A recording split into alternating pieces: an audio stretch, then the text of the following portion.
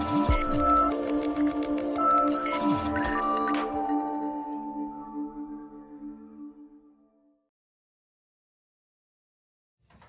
you believe it's 25 to 5 already? Canberra live until 6 o'clock, and of course it's a Friday afternoon, so you know what that means right after the 4:30 news on a Friday afternoon. It's time to talk all about money with Luke Smith from Envision Financial. Good afternoon. How are we? Very well, thank you. It's Friday, and gee, that week went quickly, didn't it? But then it was only 4 days.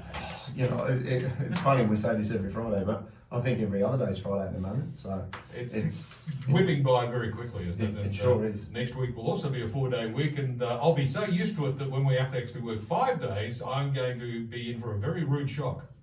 Well, look, in the current environment, if you can work 4 days, I think there's plenty of people who put their hand up and do that. So exactly. And we'll just roll with the punches on that one. Absolutely. Well, here we are once again until 5 o'clock to chat about finance, and today we're looking at preparations for the 30th of June, which is kind of like Christmas Eve for accountants. Yeah, look, they get all excited about that, don't they? They can actually start doing some work after July. Big shout out to all the accountants out there. We love you. Yeah, look, I think this is, again, just trying to reiterate, don't leave this too late. Have a think about some stuff. You know, in a previous episode, we spoke about maximising your deductions. This is really just a sort of broad consideration today of things that will be impacted by June or July, and some things people can think about to make the most of, I guess, that new financial year. And a bit like we do with New Year's Eve, it's a good time from a financial standpoint to maybe check a few things out, have a look over a couple of things, and sort of go into that new financial year with, you know, some plans and a little bit of direction. I don't think I need to look at your printed notes here to guess that the top of the list is deductible contributions to your superannuation. Yeah, look, again, I keep banging on about it, and I don't mean to bang on about it, but I think you have to, because too many people come in on the 28th of June and go, oh, so should I put some money into super? And just purely forget that money must be cleared in the superannuation fund prior to the 30th of June. So if you're going to make a contribution on the 28th or 29th, there's a very big chance that you'll be claiming that tax deduction in the next financial year, and you've just lost access to the money for effectively 12 months. So again, I'm banging on about it because I think you have to, you know, hit a coconut a few times before you crack it open. Well, it can be really tricky if your 30th of June happens to be a Sunday, for example, because then your last business day is on the Friday before. Which this year we're lucky, it's a Tuesday. Correct. So the last 2 years it's been on a weekend, I think, off the top of my head. Yes. And as you say, we've got... And we've skipped the Monday because of the leap year. 26 is the Friday. I'd be saying to people, you want money in there and cleared by that day, just so you don't run the gauntlet of missing out for a processing issue, an internet issue, a timing issue, someone's push go on a transfer, something gets delayed. Don't risk missing out on several thousands of dollars of deductions because you just weren't prepared. So again, I'll keep banging on about it, and people just have to accept it. Now that's your favourite topic, but there's a few other hobby horses here, aren't there? Yeah, look, there are. Obviously, you know, coming into the start of a new financial year, it's probably worth checking some of your super statements. So this is the time of year where you'll be getting statements in July. You should probably collate them up and maybe have a look at a few things. See how many super funds you have floating out there. Have a look at the insurances that are in there, and have a look at the investment options and the fees and the charges. If the super fund's going to spit a statement out, you might as well use it as a time to sort of just take stock of what you've got, maybe bring it together, or keep individual funds for different reasons, because you may have separate insurance in a fund, which is great, it can stay there, and you could have investments in another one. So always have a bit of a plan. And as a mate of mine once famously said, behaviour without intention is habit. Okay. And I think if you can go into a new financial year with some good habits and some planned direction, I think you can come out the other side of it and be in a better position. All right. Now, we've got a few other suggestions here about what we should be thinking about. Income streams? Yeah, look, so again, coming into 30 June, think about starting an income stream now, especially where you're over 60 and you can take advantage of the transition to retirement rules, because you'll be able to create some liquidity, which could be used for prepaying interest, prepaying annual income protection premiums, prepaying gearing loans, or putting the money back into superannuation and making a personal deductible contribution. And the other thing that I find people are thinking about at the moment is look at that carry forward legislation and check what you haven't used of your $25,000 concessional cap, because you may actually be missing out on putting in additional money this year, which if you're a contractor, you've had a pay rise, you've got a new job, or you've been paid out, or you've had leave paid out, you may want to maximise your contributions to super prior to retirement in your last working year of income. So check that carry forward concessional space, and that's simply just the gap between the $25,000 limit you can put into superannuation and claim a deduction and what you did. So if the limit's 25 and between you and your employer you put in 20, there's 5 that you could put into this year, provided you meet certain criteria. So there are a few things that people can maximise. And the only other big one there is obviously if you're making a non-concessional contribution to super, and that just means you're putting money into superannuation and not claiming a tax deduction because you may have sold assets in your own name, you may have inherited money, you may have had a lump sum payment from work. You can put money into superannuation because generally it's a more tax efficient structure, and obviously the $300,000 limit in one go is there, or you could make $100,000 contributions provided you meet certain criteria. So keep that one in mind because it's really, really useful. Okay, do we bill now or hold off until July? Well, again, this is a conundrum for those out there that are self-employed. Have a think about it.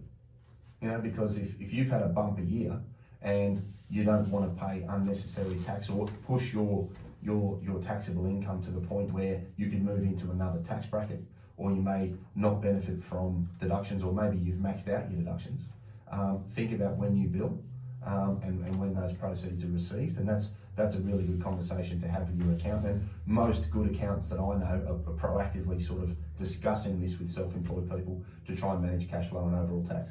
That is certainly an accountant question, but I know that there are circumstances where you do the accounting relating to either when the work is done, when the bill is issued, or when the bill is paid, and it's up to the accountant to answer which one is actually the date of the transaction. Yeah, look, exactly, and that's the same. If you're unsure, I'd recommend people go straight to the accountant and just get that clarified, because we also spoke in the show last week about the deductions that are available for the purchase of equipment and vehicles and instant write-offs and things like that, which are great initiatives to keep the economy going and to stimulate some spending. So again, go to your trusted advisor and make sure that you're across the implications of your decisions nice and early, because it's nothing more frustrating than finding out later that you've missed out on something.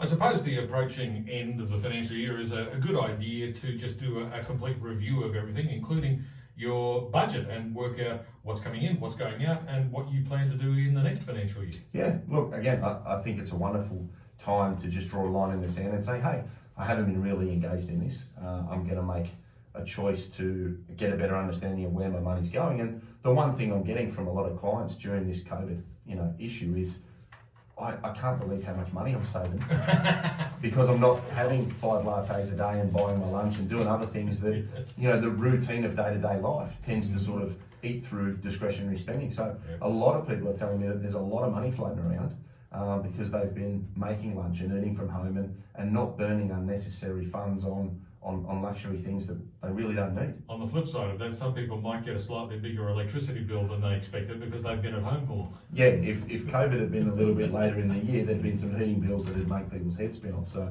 yeah, I can totally understand that, for every pro there's a con. Yeah, absolutely. Now, speaking of COVID-19, are there specific things that people are asking about in the light of that most unusual circumstance? Yeah, look, I think the budget thing's very, very prevalent at the moment. Obviously, people are finding that there is more money sitting in the bank, and they're actually saying, well, what could I now do with this? And recognising the fact that maybe their discretionary spending was a little loose. And I'm not an advocate of saving every penny and living in a tent. I think it's good to have some balance. As long as the tent's got a heater, you'll be right. Yeah. As long as my legs aren't coming out the end, that'd be great. But the things that are topical at the moment, obviously the carry forward concessional rules, which we touched on a little bit earlier, make the most of what you didn't use last year, provided that you meet the criteria. Look at buying assets and obviously receiving them and using them prior to the end of the year. So that's a really good initiative for the self-employed. And I say reviewing cover. A lot of people are looking at obviously their expenses and where money's going, and just checking out the funds that you have and making sure that your situation is relevant to what you've taken out, because insurance is something that should be reviewed regularly, but is always on the list of things I'm going to get to. And when you have 2 kids and a big mortgage and you have a lot of cover and you don't look at it for 12 years and all of a sudden the kids have grown up and moved out and you don't have a mortgage, I don't want people paying for something they don't need. So reviewing it and keeping it relevant to their situation gives you the best spend and obviously the greatest value for money. Marvellous. It's about 4:45 now on 2CC Canberra Live until 6 o'clock, and I'm joined in the studio by Luke Smith from Envision Financial to talk about all things financial this afternoon. And today, of course, we're looking at preparations for the 30th of June. It's the new financial year, of course, on the 1st of July. It's almost like Christmas for accountants. That's why we all celebrate Christmas in July, I'm sure, isn't it? Absolutely. No doubt. Can we make that tax deductible? Ask your accountant. Depends on the circumstances. Back with more.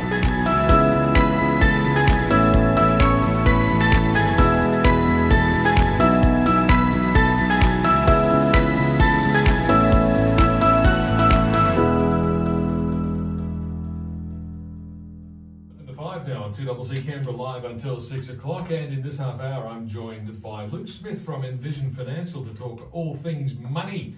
And I know that's your favourite topic. Go on, you don't tell everybody. You admit it, you like money. I mean, people do, don't they? People like money.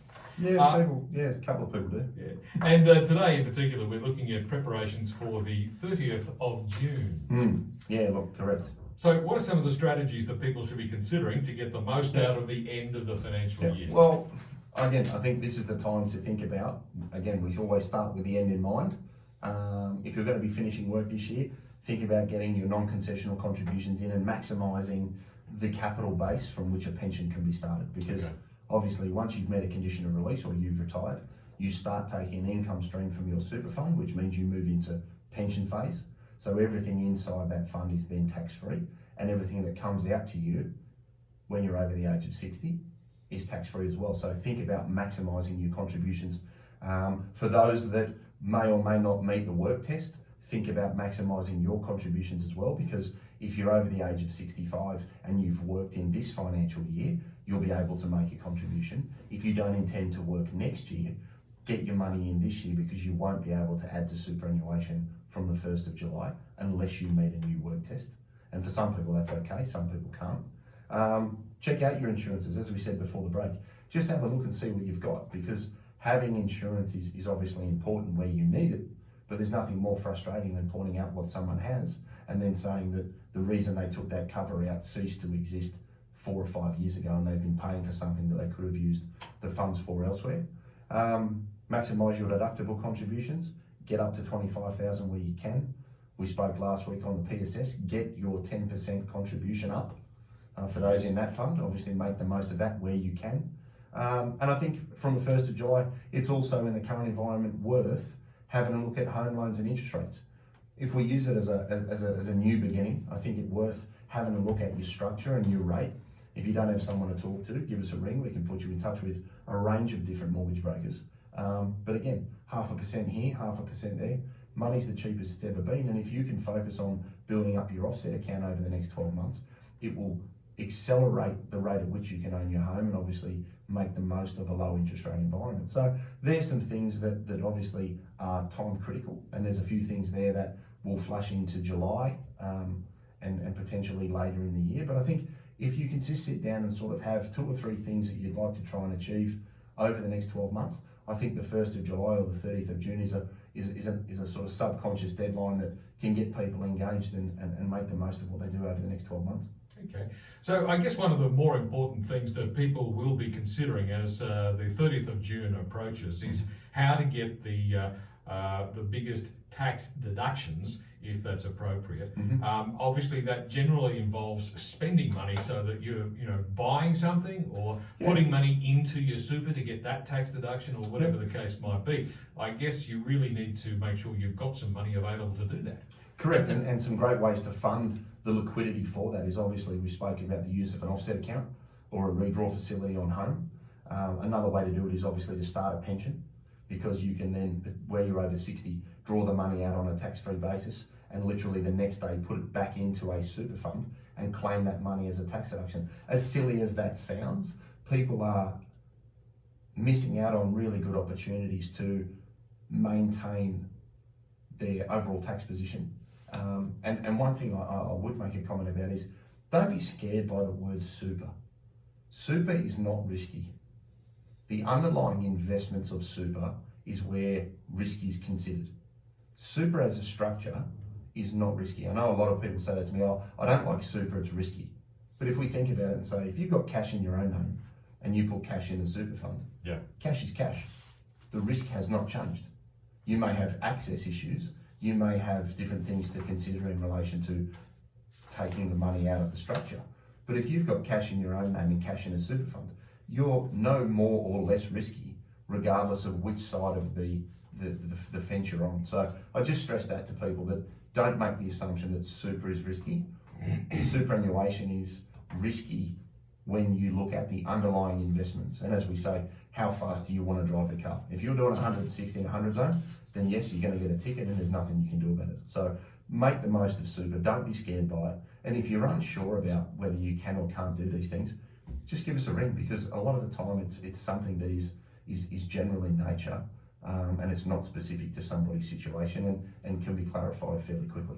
And I suppose the other piece of general advice before reaching the 30th of June, make sure you've got all your paperwork in order. Oh, look, again, have your receipts. You know, if you're not using, Xero or one of these software programs on your phone, do things efficiently and make sure that you've got everything that your accountant's going to want, because the better your record keeping, generally the lower your bill, because you've saved them a lot of time pulling things together. Turn up with a shoebox of stuff or a garbage bag and you'd expect the bill to go through the roof. So, yeah. I have the shoebox, but I still take the trouble to do my own summaries, not only to cut down on the work the accountant has to do, but also just so that I know what's going on. Yeah, look, and a lot of people don't, and I think that's where a good budget from the 1st of July can actually give you some context around what you're living on and what you can use for other investment opportunities. Before we wrap up today, you also wanted to acknowledge somebody in particular? Yeah, look, I just want to give a big shout out to one of the guys working at Access Canberra. I rang and had, my wife's 40 tomorrow, so she's super excited about the car that's in the driveway, but we needed to get some plates. Right. And obviously, being contactless, they've got their procedures and processes, and from what I was told on Tuesday, this could be a 10 to 12 day event. And as you can appreciate, with a car in the driveway and a birthday tomorrow, super excited. And I got Zach on the phone yesterday, and he went out of his way to get a result for us. And I just wanted to, if Zach's boss is listening, give the kid an extra day off, give him a pay rise, throw him a Bunnings voucher, or come to my office and I'll give him something, because I can't tell you how relieved I was to be able to tell my wife that there's some plates on the car in preparation for tomorrow, when she was staring down the barrel of sort of waiting 2 weeks. I've already turned 40. Will you buy me a car too? Well, as I said to Zach, she can't turn 40 next year, so it sort of takes the fizz out of it. So he was awesome. He went out of his way, and in this day and age, it's tough. Yeah, absolutely. Well, that's good news. Now, before we go, if people want more information, what should they do? Yeah, well, as I say, the girls are back. Well, we're back in the office now. So pop in. We can do face to face. 6260-4749. Give us a ring. Make an appointment. Barb will make a mean cup of tea, as she always does. Envisionfinancial.com.au. On the internet, we've got the Knowledge Centre. If you want to check some of the things we've talked about today or find a threshold, you can go in there. We've got some really good budgeting tools as well. You can subscribe to that for free. That's fine.